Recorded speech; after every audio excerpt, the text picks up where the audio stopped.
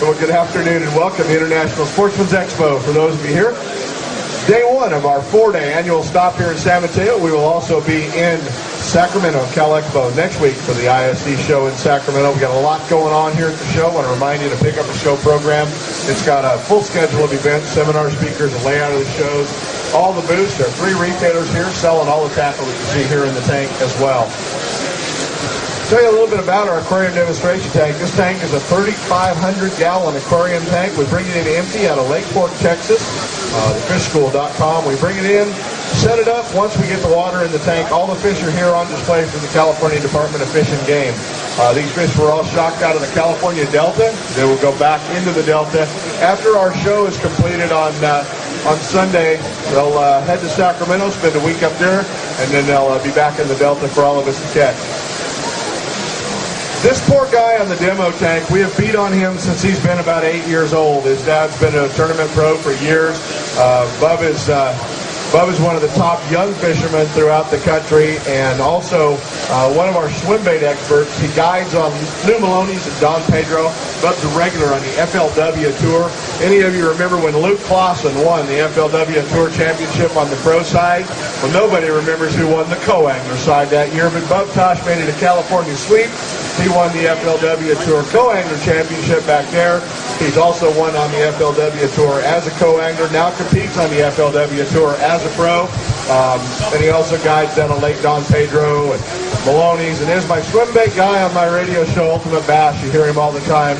And if you guys don't think this guy's got a little hero worship deal, I got to tell you what, he just had his hair dyed the same color as Skate Reese's Excursion. All right, you guys, that's how he does things. I don't know what you're in for. It's the first time I've ever put him on a demo tank. I've always thought he should have been performing in Las Vegas. Please welcome my buddy from Modesto, California, FLW Touring Pro, Bub Tosh. Thank you. Thanks, Kent. How you guys doing out there today? How many of you guys caught a 10-pound bass before? I've never had one. How many of you guys want to catch a 10-pound bass? Well, the hottest way to catch a 10-pound bass these days is a swim bait. And this swim bait right here is a Huddleston Deluxe. This is a Rate of Fall ROF 16. For the last couple years, the Huddleston swim bait is probably responsible for more fish over 10 than the Golden Shiner in the state of Florida. It is unbelievable how many big bass eat these baits. And in part, it's all related to the trout stocking programs in California, and so many lakes are stocking so many trout for bank fishermen and trout trollers that now big bass only swim around the schools and eat trout, and they never deter from eating these trout and chasing schools of trout.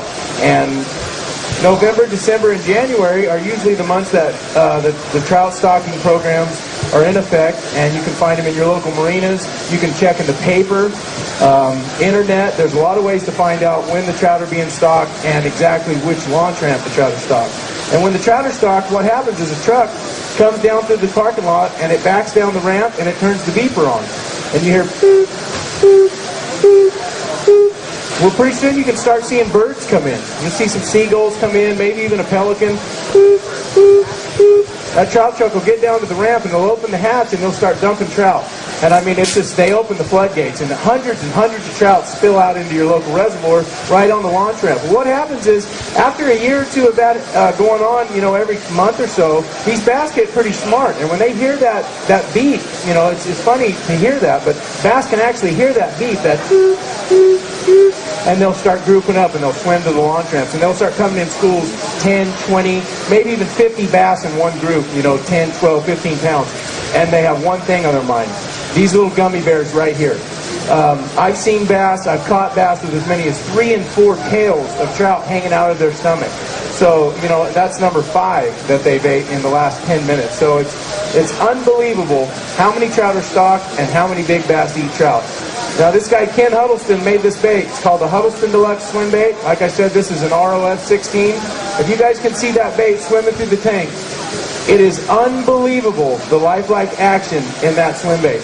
This swim bait retails for probably $35, $40. It's not the highest end swim bait, but it is priced, pretty high, and it is for a reason. The paint job and the action of that bait, as slow as you turn the handle, and that bait swims like a real trout every time. The reason why this swim bait is a lot better than other baits is this right here. When you hold this swim bait up and the tail of your swim bait automatically flops over to the side, what that's telling you is at the slowest retrieve possible, your bait is going to have the most action. And that is truly the secret with a swim bait. It all starts with the retrieve. And you can see the slower you get that bait, the more real it looks. It is unbelievable what this Huddleston has done. Huddleston is available in 4 or 5 different colors, depending on which lake you're at. The lighter trout to the darker trout, even the Lake Shasta Huddleston.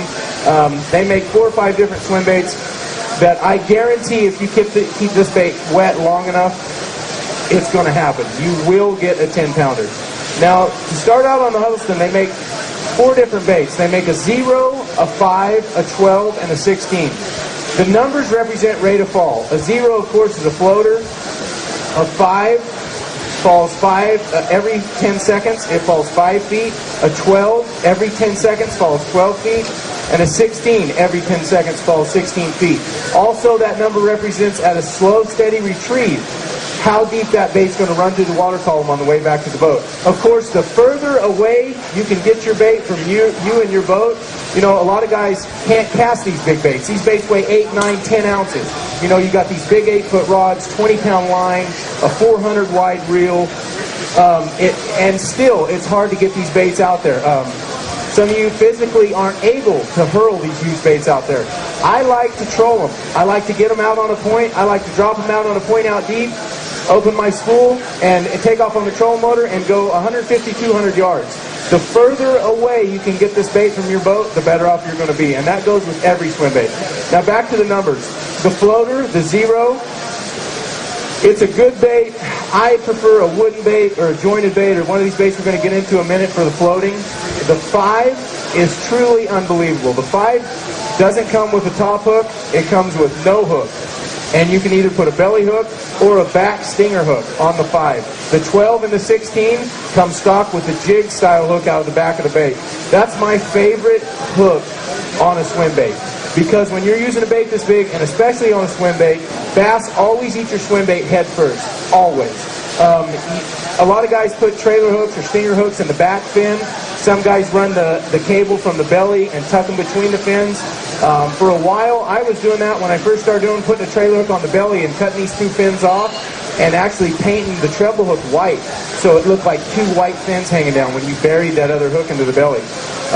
The more I've threw them through the years, the more fish that I've caught on them, I really found out that you do not need the stinger hook. When you're talking about 10, 12, 15-pound bass, this bait, you can't even see it in their mouth when you're fighting them. I mean, literally, all you can see is line hanging out of their mouth because this bait is so far down their throat, it's actually hooked in their neck.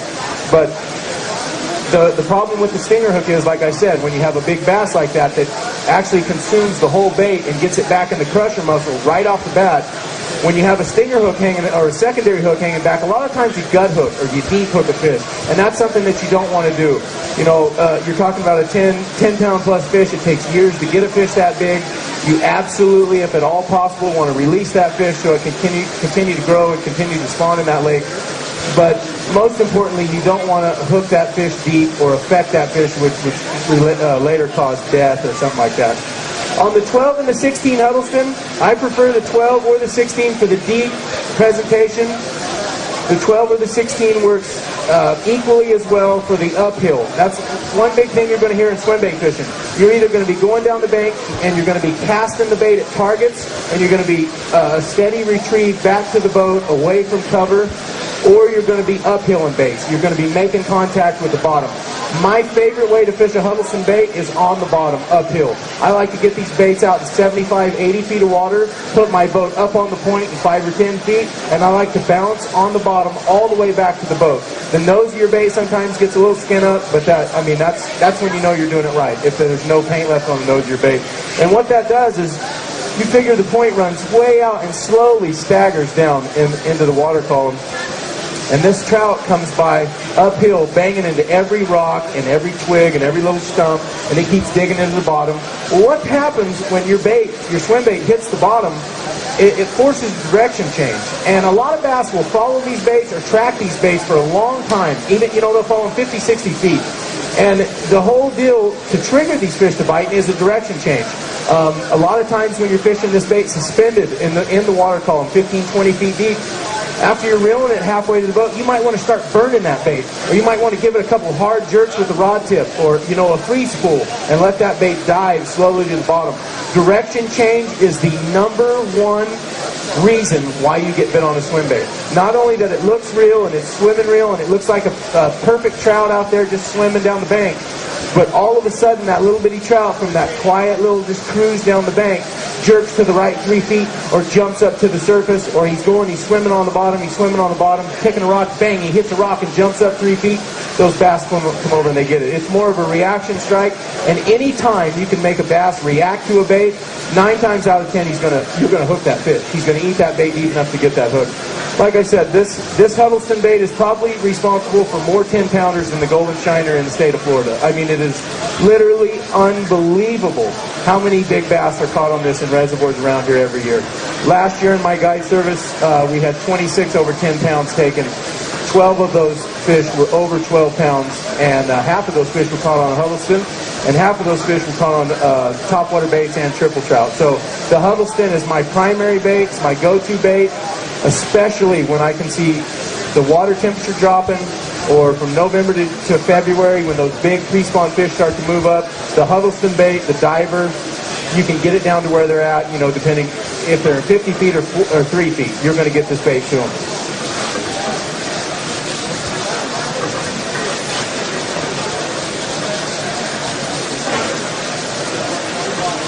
A lot of people are intimidated by the big fish, the big swim baits, you know, because they're only for big fish. So they make swim baits like this, a 4-inch storm. And these are absolutely still swim baits. A lot of people say, well, you know, those little storms, well, those aren't really swim baits. Well, absolutely they are swim baits. And I've won a lot of money in the motherlode region on this bait right here. This is just a little shad imitator. Storm makes it. It's probably 3/8 to half of an ounce. It also dives really well. Really good for fishing on the bottom. Really good for fishing uphill, making that good bottom contact. But the number one pattern this bait excels in is suspended fish. If you're looking for fish on your graph, if you're looking at your depth finder and you're like, oh, there's some fish on the TV, oh, there's some bait, there's some shad, there's a few bass around that shad.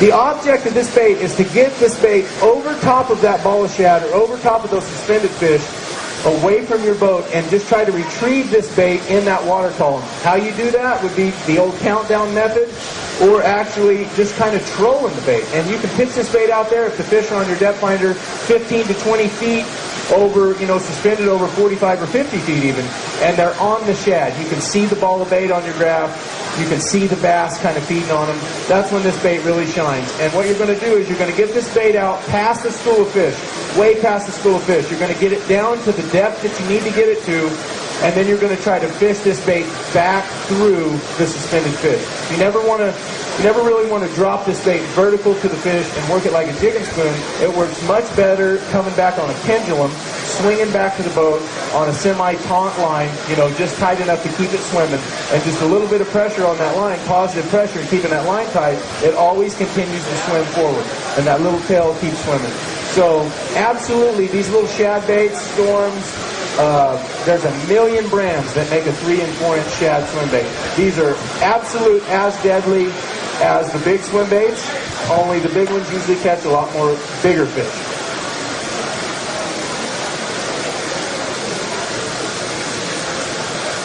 This bait right here is made by 316. This is the little Armageddon. A lot of you people have probably seen the bigger Armageddon. It's 10, 12 inches long, 3 joints. They range from anywhere from $275, $300, you know, around the $350. This bait right here is a couple $100. But when you spend that much money on a bait, you're buying something that is handmade one at a time.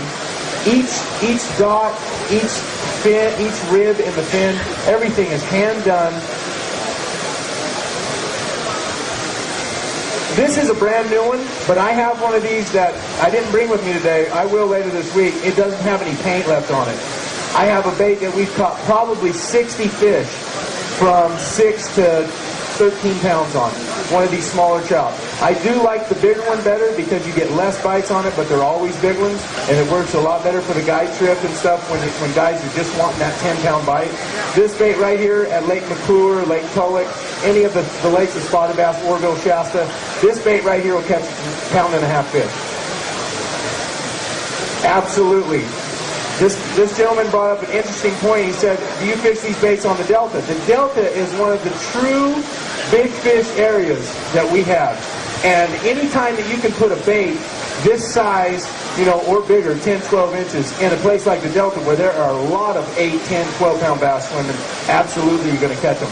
It doesn't so much have to be trout color. It doesn't matter if it's trout color. A lot of people say, well, yeah, there's big fish in my lake, but, there's not many trout.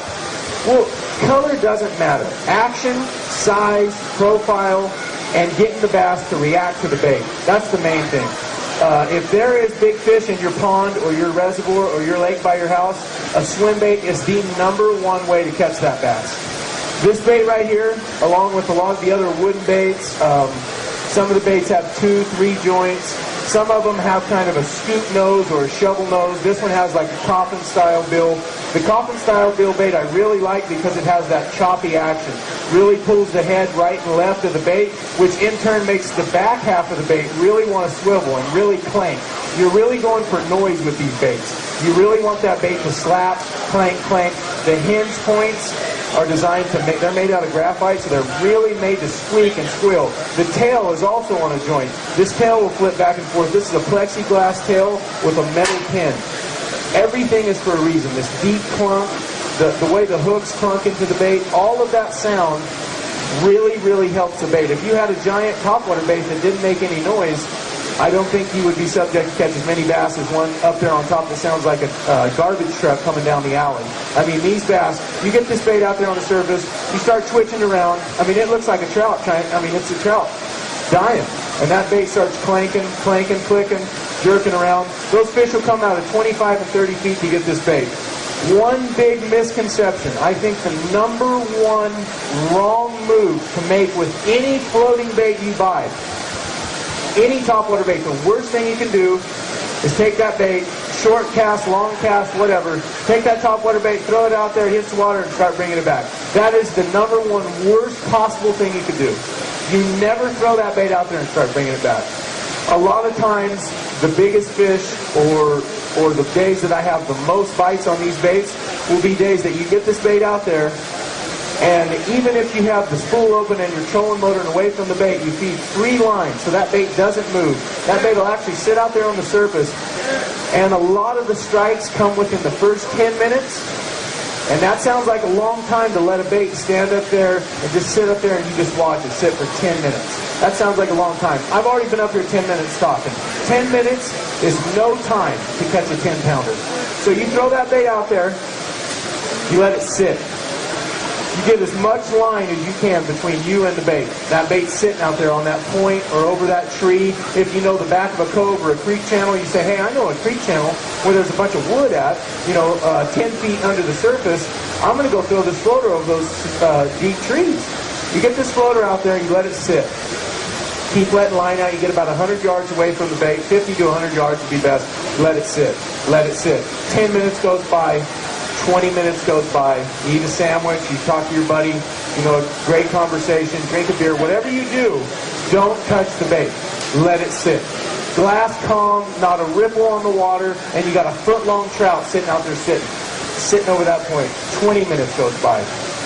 Now stuff starts to happen. A 10-pound bass cannot look at a trout sitting up there for 20 minutes. He's going to start coming up to that trout. He's going to start investigating around. Bass are curious. Bass are, they're not stupid, but they're very curious. Curious enough to get caught. And when they do finally make a mistake is when you catch them. So 20 minutes goes by, he's watching it. He's waiting. After about 20 minutes of that bait sitting out there, I like to reel down and give it a few hard twitches. Make it splash and flash out there. Get it skipping. I work that bait about 6 or 8 feet. Very violent, erratic. Moving around, jumping sideways, dart down the water. Let it sit. 30 minutes goes by. A 10-pound bass is literally foaming at the mouth when he sees a trout sit over him that long. He cannot take it. You're pushing every button he has at this point. 30 minutes goes by with this sitting over a 10-pounder's head, all you hear is because they come get it. They cannot stand that bait. Also, some of the retrieves we catch these baits on are a steady walk, almost like a super spook retrieve.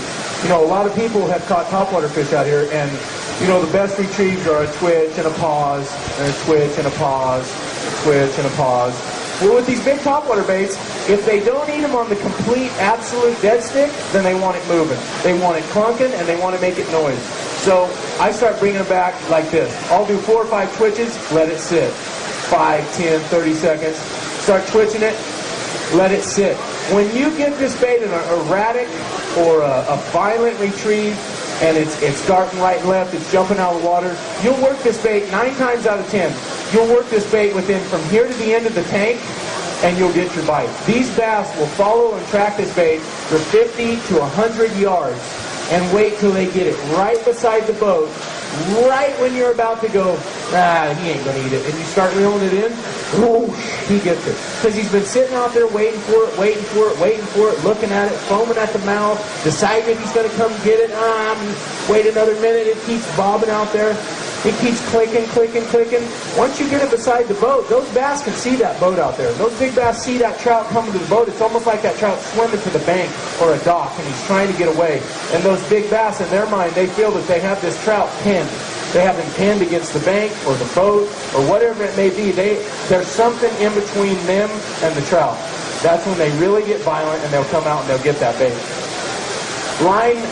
Line is a lot of questions that people ask me. Line size, what brand? Do you use fluoro? Do you use mono? How about braid? You know, or I like Maxima, or I like Berkeley. I use a lot of Maxima for my swim baits. It's a little bit stiffer, a little bit bigger OD, but it is really strong line. For the floating baits, wooden baits, mission fish, Jerry Rago bass tools, AC plugs, any of that, I suggest a monofilament. A fluorocarbon is going to sink. It's going to affect the action of your bait, especially when your bait sits out there for 10, 15, 20 minutes. The fluorocarbon is going to sink. Monofilament after 15 or 20 minutes is going to go ahead and sink. You're going to have to work that bait a little bit to get that line back up on top of the water. So with the floating baits, is a good rule of thumb is to use mono or braid only. Sure. Pound test. Now, some of these baits, this bait's a couple $100. Some of those baits are $400. Pound test, I never use less than 20 on a floating bait. A lot of times I use 25 mono. A good percentage of the time I use braid, either a 50 or a 65-pound braid, at least a 10 to 15-pound diameter, something with a lot of strength. The buoyancy of monofilament and braided line obviously helps you in the retrieve and the action of your topwater bait. Along with the Huddleston or the smaller shad baits, you're going to want to use a mono or a fluorocarbon. I suggest a fluorocarbon. A lot of guys will use the 15 to 20-pound fluorocarbon. I don't go lighter than 20-pound test. A lot of guys say, oh yeah, I was throwing that Huddleston. I switched over to 15-pound line and I started getting bit. Here's my theory. I've caught hundreds and hundreds and hundreds of fish over 10 pounds on swim baits. I have never seen a bass get within 3 or 4 feet of your swim bait that he didn't come eat that swim bait. If you get a bass to commit to your bait, and he solely commits on that bait, whether he follows it for 10 feet or 1 feet, if he's committed to that bait, you could have a 100-pound braid on and it wouldn't matter. Several guide trips with the triple trout and other baits, I've had clients throw out with 65-pound braid and catch fish over 12 pounds. Was that a mistake? No. When a big bass is up feeding, and he is feeding on a certain thing like a trout, and all of a sudden, out of nowhere, a huge trout splashes down right on his face, he's not going to swim up there and go, oh, well, it's on braided line, I better not eat that. 10-pound bass eat trout, and if you have a trout in his zone, he's going to tear the rod out of your hand trying to get that trout away from you. And that's a big misconception. A lot of people go buy a Huddleston, they're proud of their $40, $50 bait. They put it on a smaller bait caster, not a swim bait reel, not a big 8-foot, 7.5-foot heavy rod, They use under 20-pound line, and they go out and they cast it out on their worm rod. They fish it all day, and they come over to a rock pile, and they're reeling, and a 10-pounder eats their Huddleston, strips all the line off the reel, and never comes. Well, they think they have the world record on it. A 10-pound bass is very violent. A 12 to 15-pound bass, extremely violent. It's hard to handle a bass like that on smaller equipment, especially with a bait that weighs 6, 8, 10, 12, 14 ounces. Now, at the other side of that, I say how aggressive and how violent these big bass are. You don't realize how easy it is to crank a bass that weighs 10, 12, 15 pounds. It is so easy to crank one of those bass to the boat once you get the right gear. You get this bait out there and the bass eats your bait. When you have a 400 or a big reel, low gear ratio, it's a winch.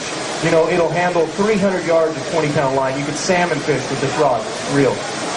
When you hook a 10-pound bass, you're going to be drilling that swim bait, boom, you get bit. It almost scares you. You know, you're throwing a lure this long and it goes thump. Something's got it. You know, Jesus. So you start reeling. The worst thing you could do is set the hook.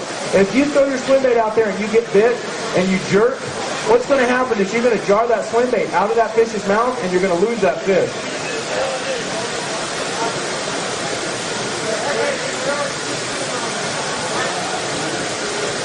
The Huddleston, the jig hook close to the head, everything on this bait is designed for a reason. What happens when this bait's swimming down the bank or through the water out off the point? It's swimming, nice little happy trout, not bothering anybody, just all of a sudden the bass comes from down here. Bass always eat these baits head first, always, especially a big bass. A 10-pound bass make this thing look like a gummy bear, just gone. So this bait's swimming around. Here comes a bass. He comes up and he always eats it head first. That bass is going to take that bait like this and he's going to turn sideways and he's going to start to move out with this bait in his mouth just like this. Now if you get bit and you reel down and you jump off the deck and set the hook, you're going to pop that bait out of his mouth. But if you reel that bait on a steady retrieve and you get that big thump or that bite or that pressure, the bass has your bait like this. All you have to do is start turning the handle and load that rod up. And the faster and the harder you can turn the handle, the better. This is the reason. When that fish eats that bait like this, and it's going sideways, when you start turning the handle, it slowly starts tightening that line and pulling. What happens is that bait turns straight in that fish's mouth. When that bait turns straight, it gets nothing but jig hook right to the top lip. Every bass will be hooked perfectly right in the top lip, right over here in the corner of the mouth, every time. And once you start grinding them, I call it grind them. I tell my clients all the time, man, you got to grind them. You get this bait out there, you get that bite, you never want to jerk, and I mean you just start grinding them, and you never stop turning the handle. The worst thing you can do is let your hand slip off the handle and stop turning it. Once you start turning the handle, you get a little bit faster and a little bit faster. Sometimes your rod will bend all the way to here, you know, all the ways into the butt section. And it's like you're hung on the bottom, and you just keep cranking and keep cranking. You never stop cranking. What happens is when that bass turns his head and turns away and turns off to that swim bait, he's turned off. Well, when you start that line and that pressure, it turns that swim bait around, it gets him right in the top lip. Well, what happens when he gets stuck? Well, he opens his mouth and tries to shake it. Well, that's when you win. Because as soon as this hook goes to the top lip and that bass freezes, they'll actually put the brakes on, and they open their mouth and start to head shake like this. Well, what happens is their mouth's open. And as long as you don't stop cranking, you're going to keep positive tension. You're going to keep cranking. You're going to keep cranking. As they open their mouth and shake their head, their mouth's going to fill up with water. When that happens, their mouth stays almost locked open all the way back to the boat. The water passes right through their mouths, goes right through their gills, and you can actually grind a 10, 12, 15-pound bass straight to the boat without ever stop turning the handle. And I know that sounds weird, but I've done it so many times. And you crank them straight to the boat, and the only bad part is you got to be ready with the net right there, because if you don't get a net on them, you know, it starts to get western when they get to the boat. You know, they realize they're hooked, they realize they don't want in that boat, they're 15 pounds, they're going to show you how bad they are. But if you can crank that fish to the boat and have someone with you ready with the net, you can actually hook that fish, grind him straight to the boat, get him within 4 or 5 feet from the boat, get the net on him, get him in the boat, and you know, and the fish will start tearing everything loose in the boat, breaking consoles, breaking rods. It's like tuna. I mean, they go ballistic. But you'll get every one of them. If you start jerking and you stop in the middle of the fight and you let that fish pull you around, you're on your knees, you're David Fritzing them, you know, Ike and Ellie around the boat, pulling them around the boat, that isn't going to work. You're going to lose every fish that eats a swim bait. You grind them straight to the boat. That's why you have 8-foot rods. That's why you have these giant reels. That's why you have 20, 25, even braided line. because you never stop turning the handle. And you have to have equipment that not only will handle casting a bait like this that weighs 8 ounces all day long, every day you go out there, but you also have to have equipment that can handle cranking 10, 12, 15-pound bass back to the boat from 100 yards out there. Sure.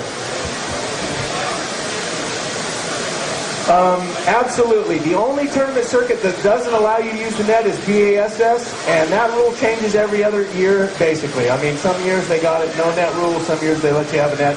FLW, they allow you to use the net. Most of the tournaments in these areas, the Mother Lode Lakes, Berryessa, all the lakes around here, you're usually allowed to use a net. And especially on a guide trip or a fun fishing trip, absolutely have a net ready at all times. If you have a swim bait tied on and you don't have a net in your boat, you're setting yourself up for a huge defeat, because you're going to get that swim bait out there, and even if you have it on a lesser rod and reel, lesser line, and you're lucky enough to get that fish to the boat, you're not going to land that fish, because it's too hard to fight a fish down that size to get him tired enough to actually get your hand in his mouth without him throwing this bait or jumping or wallowing around until he gets it out. Those fish don't get that big for luck. You know, they're just not. The only reason they get that big is because they don't get caught, ever. And when they do, you know, they get a photograph taken of them and they get released right back in the lake. So, absolutely, the gear is number one. If you have inadequate gear, it's almost like that old saying, if you fail to prepare, prepare to fail. Because if you don't have the correct gear, and you don't have a strong enough line, and you don't have a reel with a gear ratio or enough guts in the reel to handle a 10-pound bass taken to the boat, you're going to get your heart broke. And you're probably going to lose your $50 lure. So that right there, the gear, is number one, what you need to concentrate on. Some of the other swim baits, I know I talked about a lot of these swim baits in price, you know, the top waters and stuff. Some of these swim baits go $200, $300, $400. If you have a walking trout from 316, some of the older walking trouts are, you know, almost priceless. Depending on who made your bait, if your bait's signed by someone, you know, if it was a special run, a lot of the prototype baits for 316 or triple trout, stuff like that, they're worth a lot of money. But I'm going to show you a bait right now that just came out this year from Spro. The Bill Simmental BBZ. They make it in a floating, a slow sinking, and a fast sinking. This bait retails for somewhere around $40, and this bait right here is probably the equivalent to many of the baits out there that are $250 to $300. You can get this bait in almost every tackle store now. They're really pushing these baits. Like I said, $35, $40 retail. It has the same action. See how that bait will stop and actually turn around and face the other way, and then you can start pulling it, and it'll turn around and go the other way. It's all about direction change. This bait right here, they worked so long on designing this bait. For $35, you can get the same results out of this bait as you can a $300 bait. Bottom line. The thing you're looking for in swim baits is profile and presentation. If the profile of the bait fits what they're eating, if it looks close, if the size and the shape is about the same, the sound is right, and you present that bait how they want it. Presentation meaning, if they want this bait totally still, dead stick, do not move it, don't even sneeze, or do they want this thing clacking and clanking and swimming, starting and stopping, pausing, splashing, almost like it's dying out there. Whatever action that they want, you can acquire it out of this bait. Like I said, this is the floating bait. For the guys that are just getting started out there that aren't die-hard swim bait anglers that just want to go out and get a couple swim baits for their tackle box, I think the Spro BBZ floater, if you're going to buy a floating bait, this is all the floater that you'll need to go out and try it around your lake. This other bait I'm about to show you is a Mike Shaw Slammer. I don't know if any of you are familiar with the MS Slammers. This is actually a one-of-a-kind slammer. Due to the hootie tail we put on the back. It's actually like a bucktail.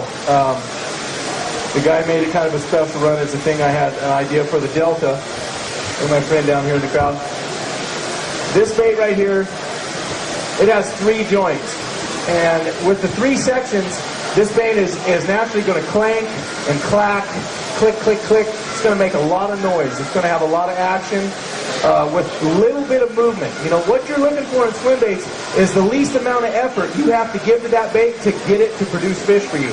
So if you can just, like the Huddleston, throw it out there, and as slow as you can reel it back, as you can stand it, that's probably the best retrieve for that.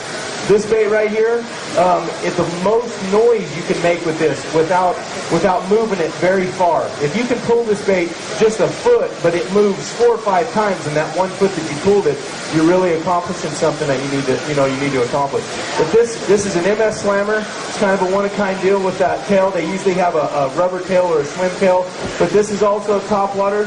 You can slow wake it back. You see it's almost got that snake-like action slithering through the water, or you can do the twitching, and you can make it clink and make it splash around. These baits probably retail for anywhere from $50 to $75. Mike Shaw makes a great bait. I think these baits are actually made for giant brown trout and some of the other huge trout in rivers and stuff where the guy lives up in Utah. But they catch huge bass. This is actually a blue kokanee color that works really good in the motherlode lakes because of the kokanee salmon plants. My favorite action with an MS Slammer or this type of bait is to get it out there, let it sit a few minutes by that weed or that lay down, give it a few hard twitches, get it going, let it sit. Give it a couple hard twitches, let it sit. Just kind of get it going back and forth, clicking and clacking, let it sit. See how that bait will just kind of turn sideways? You're not doing anything to it but give it slack, and it has some sort of action even on a dead stick. That's what you're looking for. You look for baits that constantly move or constantly have action without you having to put that action in them. Like I said, this is an MS Slammer, great topwater bait. A lot of big fish are caught on these baits every year.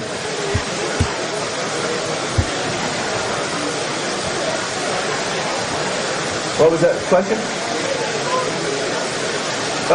MS Slammer. Mike Shaw is what MS stands for.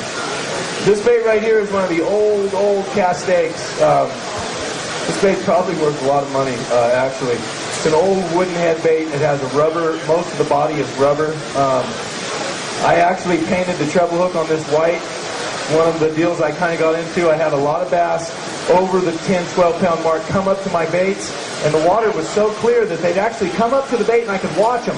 And they'd get within 10, 12 feet of the bait and they'd stop and they'd watch. And they'd just sit there and they'd watch. And they wouldn't eat it. They would never commit to my bait. They'd always get within 10 feet and they never eat it. So I took some white jig and lure finish. I started painting my treble hooks white on my topwaters.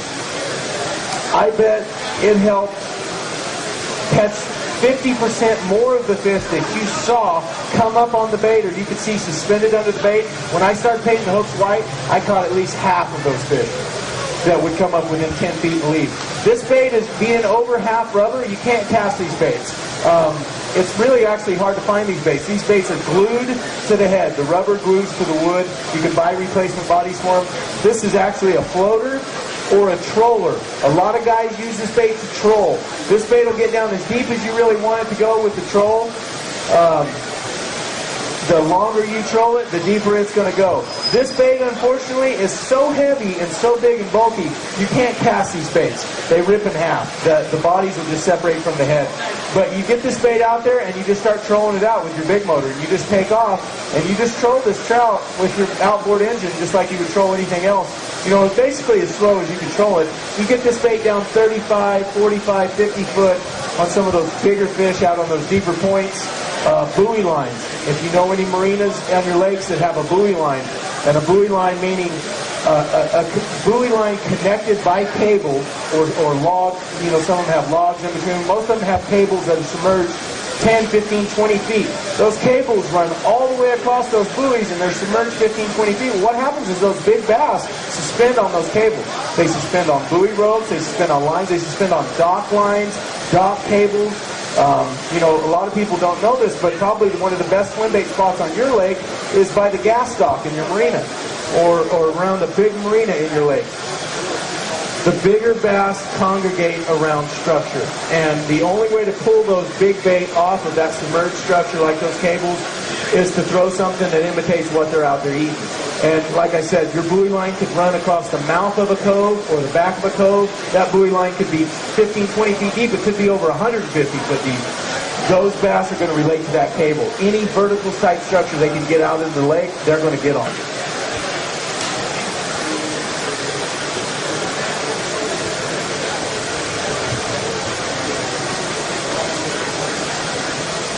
This is one of my favorite baits. It's been out for probably 2 or 3 years. It's called a triple trout. It's made by 22nd Century.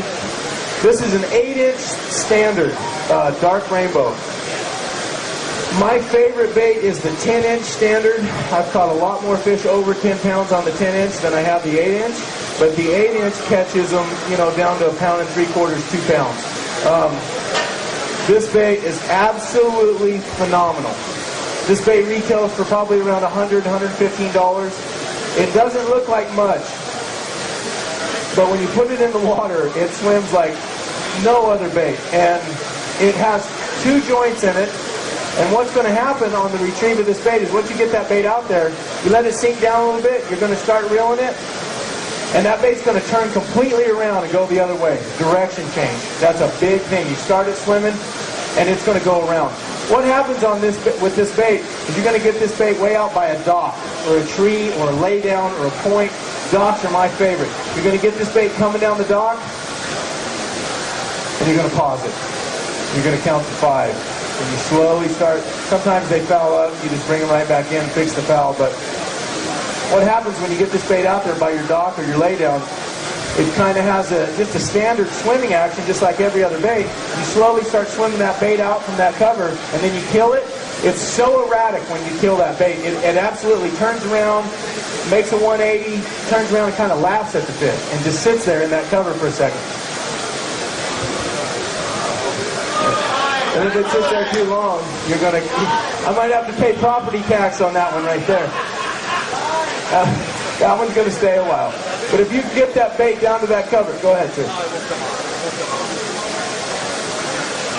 My number 2 thing you have to have with swim baits is a plug retriever or a lure retriever. Thanks, bro.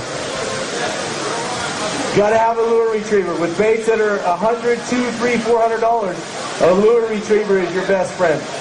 But that's exactly right. But this bait swimming away, and that pause and that turnaround, it's almost like it's making fun at that fish. Like, ha-ha, come and get me. And they'll just turn around and wait.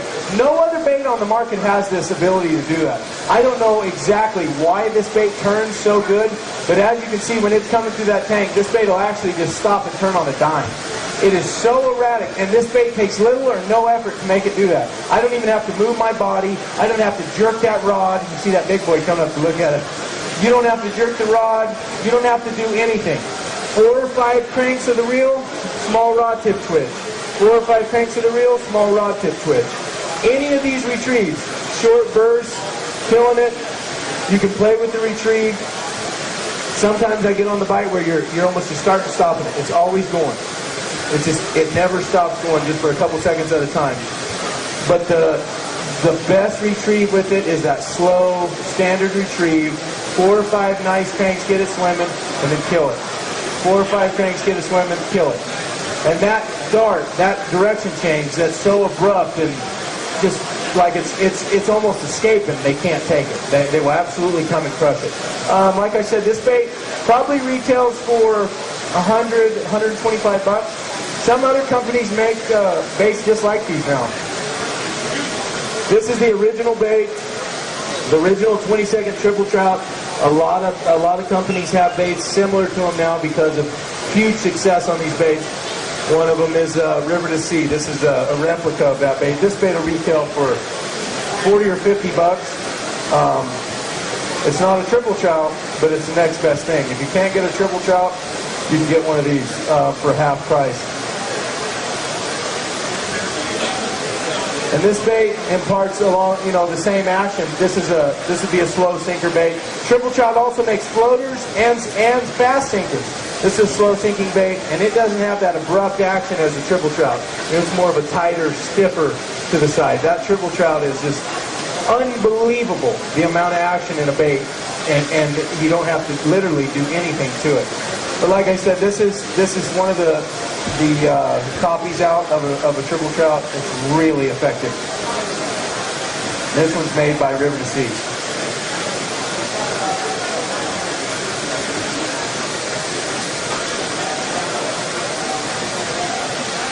A company that just recently kind of went out of business, I don't know if they've sold the molds or something.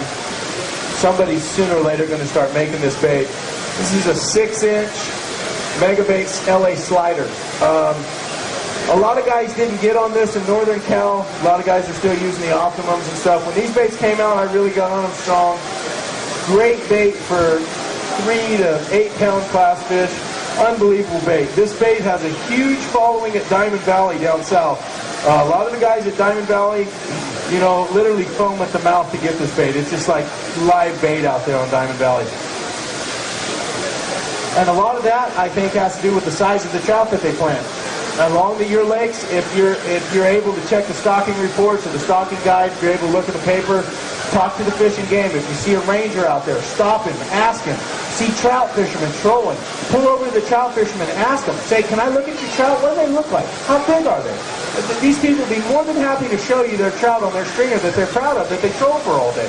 I mean, a lot of times they're going to have small 8, 9-inch trout. Sometimes they're going to have great big trout, 13, 14-inch trout. That's when those bigger baits are going to come in handy. But when the lakes plant a lot of fingerling trout, you know, 6 to 10-inch trout, the LA Slider Mega Bait excels extremely well. It's a very small profile, and it has a lot of action. Mainly in part because that big thing I told you about, when you grab your swim bait and you hold it like that, that tail just flops over. You know that bait is going to swim unbelievably. It's going to have unlimited action at a very slow retrieve. And that's what you're trying to accomplish. You're trying to get the most action out of a bait with the slowest, you know, most nonchalant retrieve. And you're just going to kind of creep that bait through the water, just kind of swimming around. This bait is great for rock pile fishing. One thing I keep stressing to you guys is uphilling and bottom contact. Bottom contact is the #1 key with these baits. A lot of our lakes, the lakes have turned over. Those fish are in 40, 50, 60 foot of water. You're going to have to hit the bottom. You're going to have to make contact with those rocks, on those rock piles, on those little underwater points and secondary points that those bass are holding on. You're going to have to get a bait down there and bump it and really wake them up, essentially. And the Mega Bait, inexpensive. I think this bait retails for $4 or $5 a piece with a lead head inside. Really good way, cheap, inexpensive way to get yourself, you know, a swim bait in your tackle box and get out there and catch a fish on a swim bait.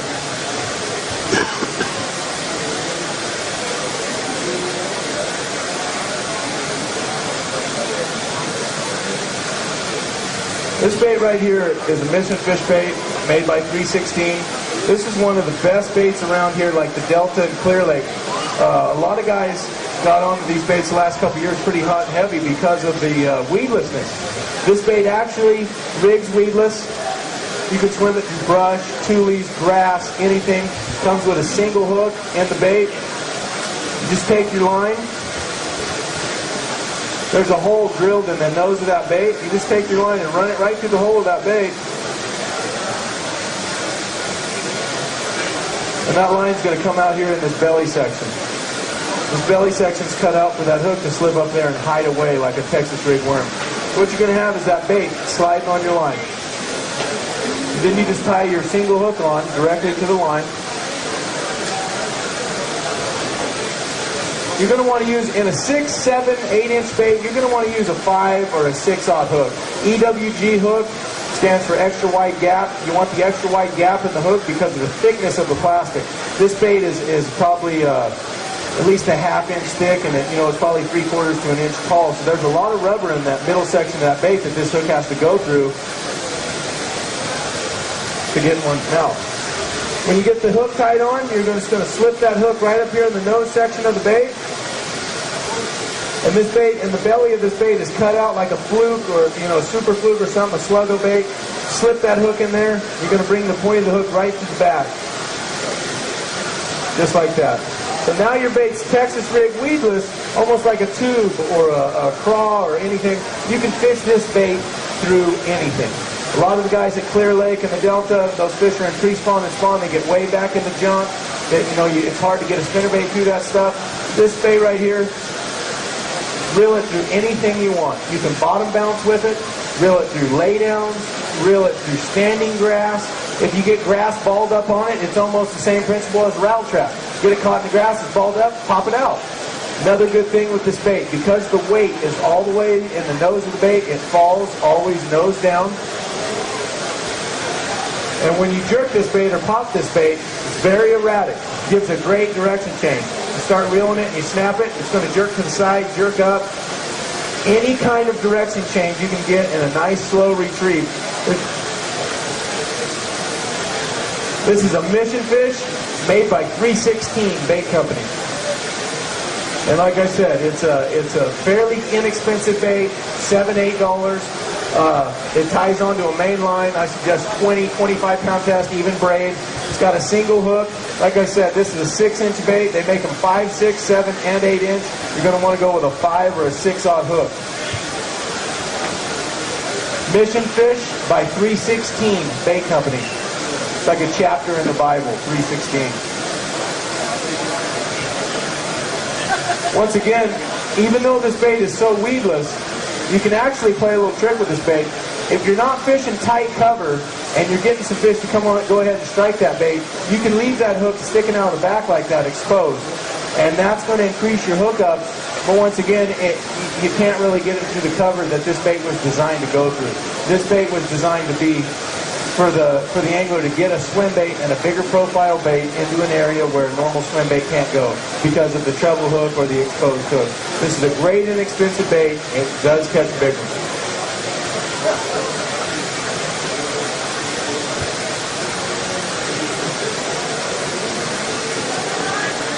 One of the last baits I'm going to do is an osprey. These baits have been around for a while. I think the bait that's been around the longest, I won my first tournament on a swim bait in 1996. It was an ABA at New Maloney's. It was on an Optimum swim bait. That was one of the first swim baits around. But this is an osprey bait. It came along right after the Optimum. It has a Mojo style weight in it.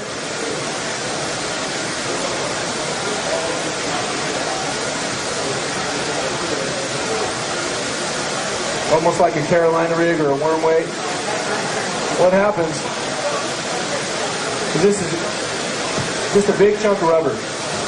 You take this Mojo weight, and this is probably a 1/4 ounce to maybe even a 3/8 ounce.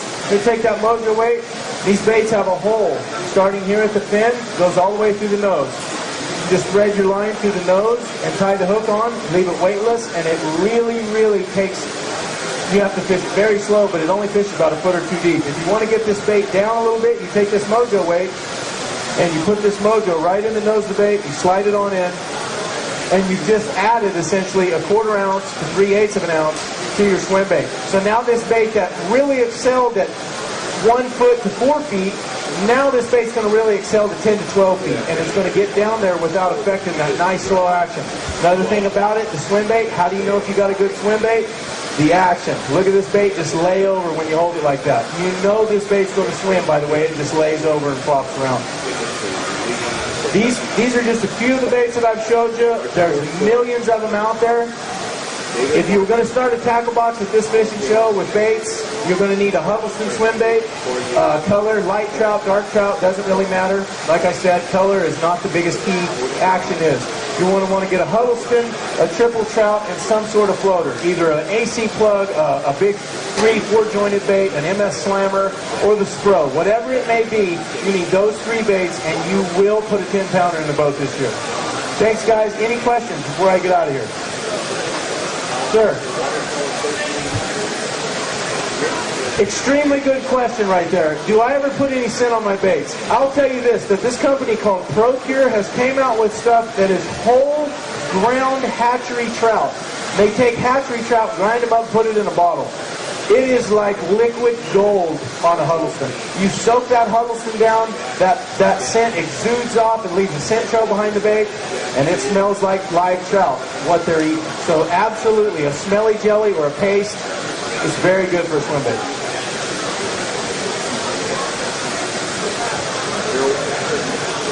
Huddleston Deluxe swim baits, the 0, the 5, the 12, and the 16 retail for $35 to $40. Fairly inexpensive bait when you think about the durability and the ability to catch 10-pound fish, and you can catch a half dozen on it before you ruin one. This bait right here, this Huddleston bait, is caught 10 fish over 10 pounds. You can see the belly fins have torn off, the whole side of it's ripped out, there's teeth marks all out, chunks of plastic out of the side. You can tie this bait on and reel it in, and it swims just like a brand new one. This is a 16, an ROF 16. They make 4 baits, an ROF 0, ROF 5, ROF 12, and ROF 16. 12 and 16 is my favorite bait because, once again, I like to fish them on the bottom. But if you live around a shallower lake, if the bass are on top, if you can see the trout jumping and skipping and running for their lives, if you pull into a cove and whoosh, whoosh, whoosh, trout are skirting out of the water and whoosh, you hear a big splash, you're obviously going to want to throw a floating bait or a 5, something that stays close to the top of the water. Let the fish tell you what they want. If it's a glass calm day, if it's just a light chop, top water, of course, is going to excel. If it's a overcast, windy day, heavy chop on the water, ice cold north wind, whatever it may be, sometimes you're going to want a diver then. That'll soon be your bait of choice. But I hope what I've told you guys can help you get a 10-pounder in the boat, and I wish all of you the best of luck. Thank you.